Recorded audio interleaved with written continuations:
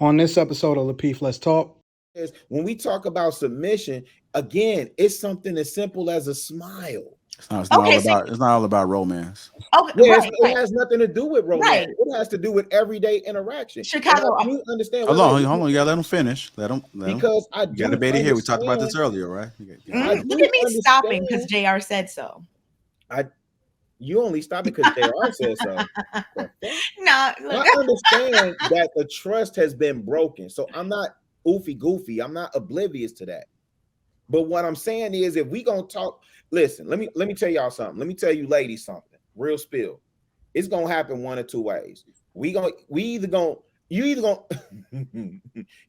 get down to lay down. You understand what I'm saying? Like, it's either gonna be peaceful transition and we're gonna come to the table and negotiate, or shit, the brothers are coming, man. I can only tell you what I'm seeing, man. Men, we need to lead. Before I go any further, I would ask the ladies this, all four of y'all, outside of your husband, brother, father, outside of your boss, outside of your friend, outside of anybody that has a vested interest in your success, who was a man in the Black community, in your immediate community, that you have submitted to? Because we went macro. We did the whole, men are in politics. So not your alderman, not your city councilman, not, and when I say submit, I'm not talking about being under the authority of somebody telling you what to do. And most men don't mean that when we talk about submission at large. I think most people, and if you need clarification, I'll be more than happy to. But I think most people understand when we talk about being in a community setting, what submission under authority looks like.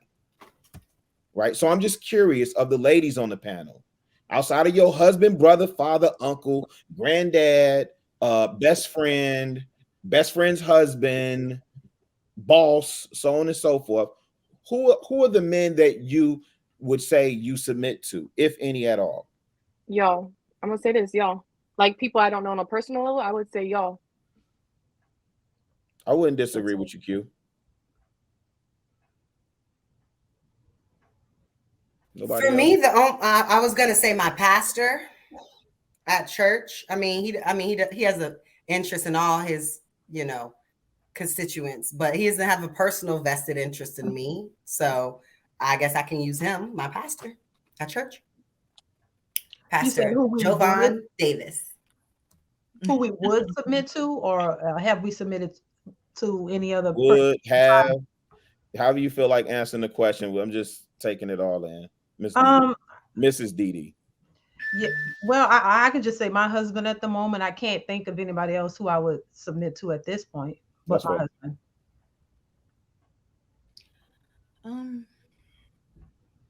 If I have like a male friend or someone that is telling me something about men or about a situation that he may have more insight on, I will defer to that. Like, I'll be like, okay, I'll listen. But I want to ask you, Chicago. No, I answered. Whoa. Just put a pen in it. No, but all the women answered. I know, and they left it at that. So I'm gonna ask you to write that down. No, because you're trying to get me back. I got it. No, I'm just gonna ask you. No. I don't want you to lose your thought. I want to get my thought out before we go down this path. If that's okay. Okay, yeah. And then after that, can I ask you? You can ask me whatever you want. Okay? I'll let you know. Okay. It depends on how long his. No, I'm not even saying because I think Mr. Logic. Okay. I got you. I think Mr. Logic, kind of went there, and I want to leave room for Anton. I don't think Anton has kind of answered the question. But here's the thing: when we talk about our community, and again, I want to make this clear. I'm not saying women need to just blindly follow people and submit to people. Leaders lead. That what Mr. Lee spoke Tuesday, that's going to stick with me because that is something that I tend to say. I just wasn't on Wall Street saying it, right? So leaders lead. Men need to lead. We do need to be the leaders that everyone is looking for, especially in our communities. But I could think about Atlanta. There are tons of leaders in Atlanta. And there's still a problem with wayward women and unruly and ratchet women who don't follow instruction and order in Atlanta. I can name a ton of men that are leaders in Atlanta, pillars in their community, and the women don't follow. I could talk about right now in Chicago, brothers who are solid 10 toes down, and the women don't submit to that leadership. I do understand that there's some broken trust there. I do understand that there's some animosity there. I do understand that for a large part, you know, at least from a media perspective, where it appears that men have failed you ladies. But I'm telling you, the same as Miss Didi was saying, just because you don't see the men don't mean that they don't exist. There are plenty of good brothers out here. There are plenty of good brothers, and you're seeing them stand up on these platforms day in, day out. You see these brothers voicing their opinions day in, day out. But what gets lost is this whole fake gender war, and I think Kevin Samuels talked about this last year. Like, there's a tug of war, there's a battle for power, and you know, gentlemen, women not gonna concede power. They got the power right now. They not gonna concede the power. Hey, Rilla, you brought up a good point. They not gonna concede it, Mr. Logic. Hey, you brought up a good point. I just want to shoot this at you. During the height of the George Floyd protests in Atlanta, and it was burning down stuff.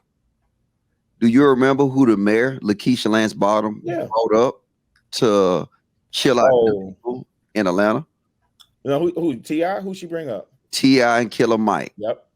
That shows you the level of where the city of Atlanta offer its respect and its submission to, because just like you said, you're right. It's a whole bunch of entrepreneurs. It's a whole bunch of lawyers. It's a whole educated bunch of men. Yes, but Lakeisha Lance Bottom knows Atlanta best, and she knows that is a culture that's built off of ratchetness, and the women, I'm sad to say it, but they submit to the ratchetness. Like I say, they do submit, but it's about what men in the black community they submit to. They submit to T.I., they submit to Killer Mike, they submit to the dope boy Lil Baby. It seems like you have some things you need to unpack. You have the futures of the I thought I unpacked it well. But Little Baby. But wait, hold on. Let me put a bow on, on Rilla. this. Hold on, Rilla, because I know Kay wanted to get something out real quick. I wanted to ask Rilla a question. Okay. And Logic, it seems like you got a vendetta against rappers. Now, maybe that's something we need to talk about later, but whatever. Chicago. So, the thing that I wanted to ask you was, you know, I got your question. I understood. And my answer was that, like, if I had a male friend or someone that was trying to give me some kind of advice or something, I would listen. You know what I'm saying? If they were talking to me about certain things and whatnot. Okay.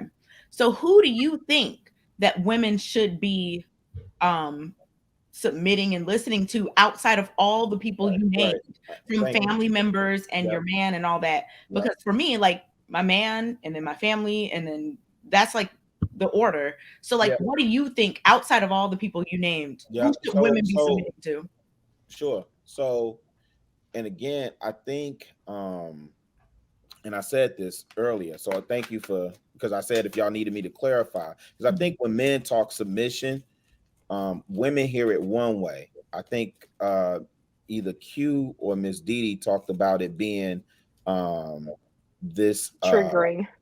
Not triggering, but just like this ball and chain, like, you know, you're under bondage and slavery, right? So I'll give you an example. I was at the record store earlier, right?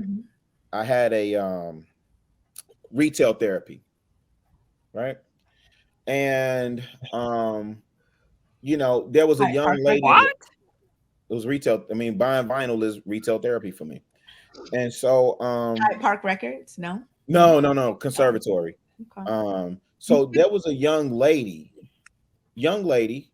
and she actually, with me presenting myself as somebody that's older, and the way that I kind of, because she was shopping for records, the way the conversation went, and I don't want to get too deep into it. It wasn't me giving her instruction, but she actually respected and acknowledged my authority and was under my submission in that moment for that interaction. Right? Wasn't no hey, old man, get away from me. You can't talk to me. None of that. Right? Okay, I see what you're saying. So much so, I ended up buying her vinyl for her. Right? Just to let her know, like, hey, there are decent folk out here. There are decent brothers out here. You good. You in a good space. You safe. Right? So it's not so much as when we talk about submission, again, it's something as simple as a smile. It's not all about romance. Okay, it has nothing to do with romance. Right. It has to do with everyday interaction. Chicago, I do understand. Hold on. You gotta let them finish. Because I do. You got debated here. We talked about this earlier, right? Look at me stopping because JR said so. You only stop it because JR said so. No, I understand that the trust has been broken. So I'm not oofy goofy. I'm not oblivious to that. But what I'm saying is, if we gonna talk, listen, let me tell y'all something. Let me tell you ladies something. Real spill. It's gonna happen one of two ways. He's gonna get down to lay down. You understand what I'm saying? Like, it's either gonna be peaceful transition and we're gonna come to the table and negotiate, or shit, the brothers are coming, man. I can only tell you what I'm seeing, man.